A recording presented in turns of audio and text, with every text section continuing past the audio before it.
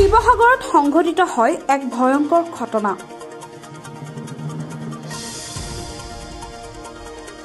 নিজ বাসগৃহৰ পৰা অপহৰণ কৰে 12 বছৰীয়া শিশু। হাঁহৰ মাংসৰ প্ৰলোভন দি ঘৰৰ পৰা লৈ যোৱা হয় শিশুটিক।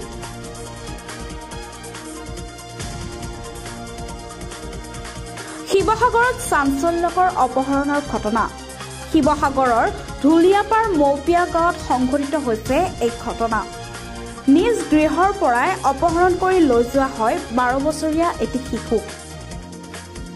মৌপিয়া গাঁৱৰ এটা 12 বছৰীয়া শিশুক ৰিংকু আহমেদ নামৰ এজন যুৱকে বুধবাৰে সন্ধিয়া অতি কৌশলেৰে অপহৰণ কৰি লৈ গৈছিল। তাৰ পিছত শিশুটিৰ জৰিয়তে কৰিছিল চুৰিকাণ্ড।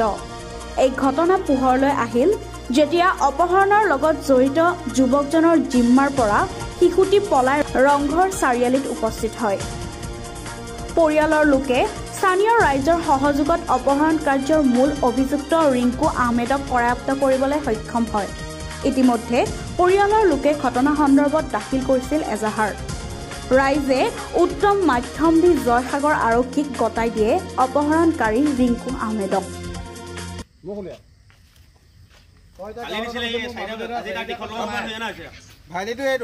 ভাইটি ভাগৰ ফটোটো লৈ লোৱা ভিডিঅ'তে। ভাইটি ফটোখন এইখন না তাকো মাতি দিছো নাৰ দেখুৱাইছো আজি জানা দিনৰ দিনটো বিচাৰি গৈছো তাৰ হাতত পিটি কৰিব লাগে এই লৰাটো কিমান দাম এইটো ভাইটি ভাই 12 বছৰ হৈছে এপিনে চা তোমাৰ ৰিংকু আহমেদ ক'ত ঘৰ মোৰটো ডাং হা ডাং হা ক'ত ঘৰ নহল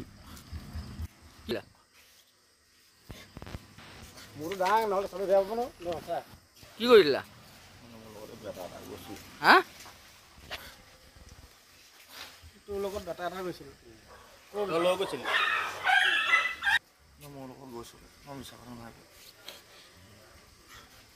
মই এটা মিছা কথা নাই কোৱা মানে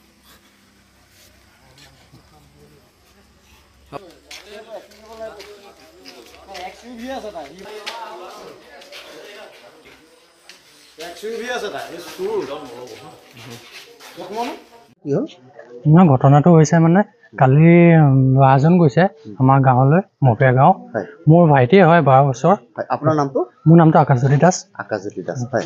তাৰপৰা মোৰ ভাইটিটোক তাৰমানে ৰাতি 4:30 মান বজাত তাক লৈ অনা হৈছে। তাৰমানে হাঁহৰ মাংস খুৱাম কিবা কিবি খুৱাম বুলি কৈ তাক লৈ অনা হৈছে।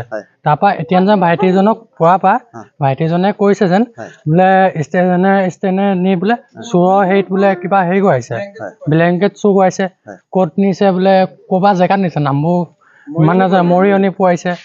তাৰপৰা এতিয়া আমি এজনে পালো ফটো চটো দিছো ভাইটি ভাগৰ ফটো দিছো মানুহজনৰ ফটো বাচ্চাটো পালে নাই? বাচ্চাটো পোৱা হৈছে। তাৰমানে আমি সিহঁতৰ ঘৰত যোৱা হৈছিল সিহঁতৰ ঘৰলৈ গৈছো। তাৰপৰা আমি সেই ঘৰৰ পৰা উভতি আহোঁতে আমাৰ খুৱা এজনে দেখিলে টেম্পু চলোৱা ল'ৰাটো বোলে মেজিকখনৰ পৰা নামিছে। কোন জেগাত?